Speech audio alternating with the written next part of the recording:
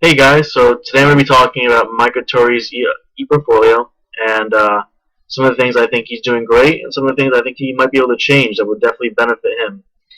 The first thing I'd like to talk about is the fact that his page is rather easy to read.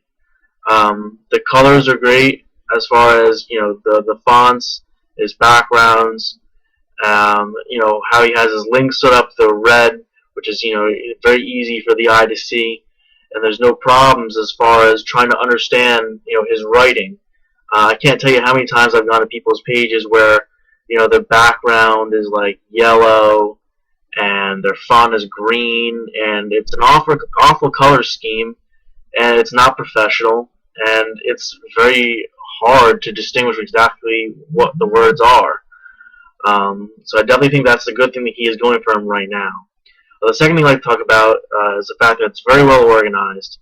Um, he has his links up here where he has the home page, his portfolio page, a resume, and his contacts page. And all of them are extremely well laid out. They're organized. They don't, they all look professionally done. It looks like he took his time when he was making this. It doesn't look like something that he threw together in about 5 minutes. Um, the next thing I want to talk about is the fact that it's easy to contact him. One of the biggest parts of having an e-portfolio is the ability for people to reach you and contact you. Um, and the fact that his is also, as I said before, is well laid out. With these pre-specified bubbles, so he knows exactly when he gets an email from your name, what your message is about, and then your actual message.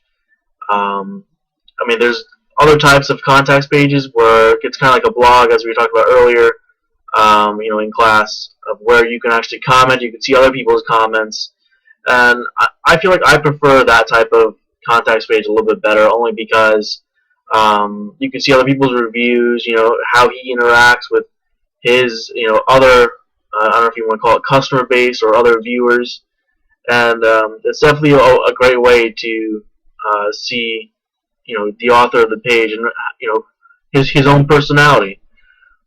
Um, the fourth thing I want to talk about is he takes a very professional approach to his page.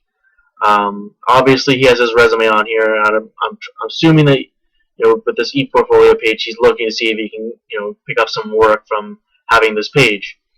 Um, I feel like none of the stuff on here is very childish. It doesn't see, as I said before, it's well thought out and planned. It's organized. He's definitely thinking about the viewer when he was making this. He wanted to make sure that people who are viewing this, they see him as a professional person, someone who is very good at building websites and web applications, and obviously that is reflected through his organization and the colors he chose and how he wanted to be recognized through this portfolio page. The last thing I want to talk about is his actual image up here. He has an image of himself in a little green Atari shirt, which I think is kind of cool. Hey, original gamers, right? I think the image is pretty cool. I think it's an interesting design where you don't really see too many people using these type of images.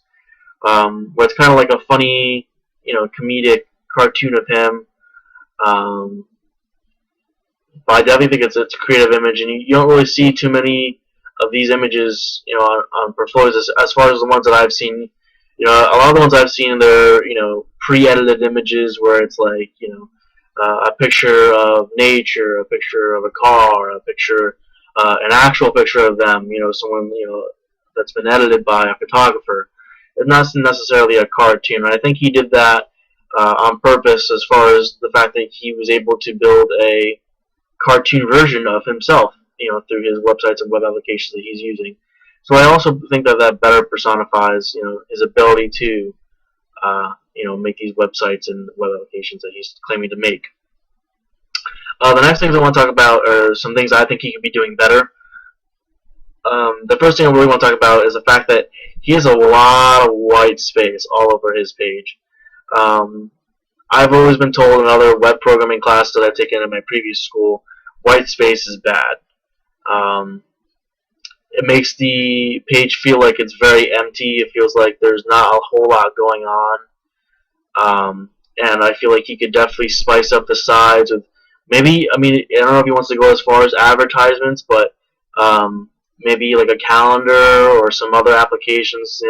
Kind of like a blog in a sense, to where you can see other things that are going on, or maybe other links to maybe some of the web pages he's done, or things like that. Things that would better show him off as a web programmer. Um, the second thing I would like to talk about is, it kind of goes along with this whole white background. I would definitely say that you definitely want to add more color. White and black is, it's definitely the common color scheme for any web page. Black lettering, white background. It's easy to see, it's easy to understand, as I talked about earlier. However, I don't know. I feel like you could definitely spice this up a little bit. Maybe change, the header. Maybe change the color of the header. Maybe make it green to match his shirt. Maybe change the borderline to a different color. Maybe give a background image. Maybe something to really spice up uh, the page. It's boring right now. I look at this and I just see. To me, I see Michael Terry and a bunch of wording that I really don't want to read right now. You want to encourage your readers to really read what you have to say, and the biggest way to catch people's eyes is obviously an image. Um, the third thing I want to talk about is he has these links that are in his text. Shoot me a line, interactive ones. Talks about his wife.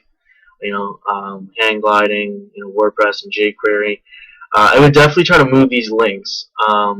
Although they do stand out as far as the wording, as from his homepage, I would definitely have them in a navigation bar, either up top, maybe up here by his contacts and resume and portfolio, or on the right side or left side of the page where it's away from the text.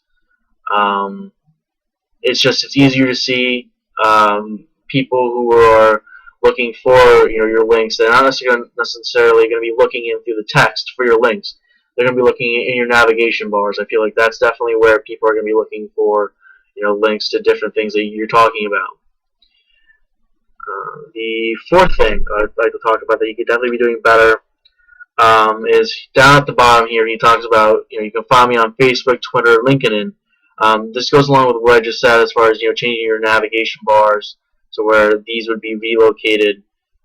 You see on a lot of different blogs and portfolios where it has the icons next to them. Like Facebook has the big blue and white F, and Twitter with the little tweet symbol next to it.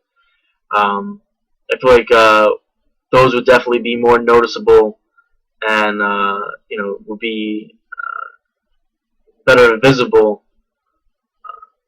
visibly, I should say, for your viewers.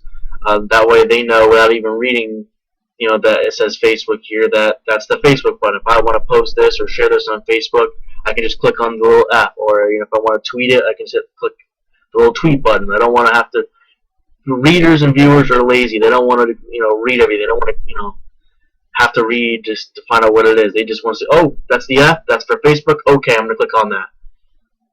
The last thing I want to talk about is I might want to change. You might want to change his header description. He says, I can build awesome websites and web applications for you. When I was talking before about coming off as someone who's professional through your portfolio, I feel like he could definitely change this.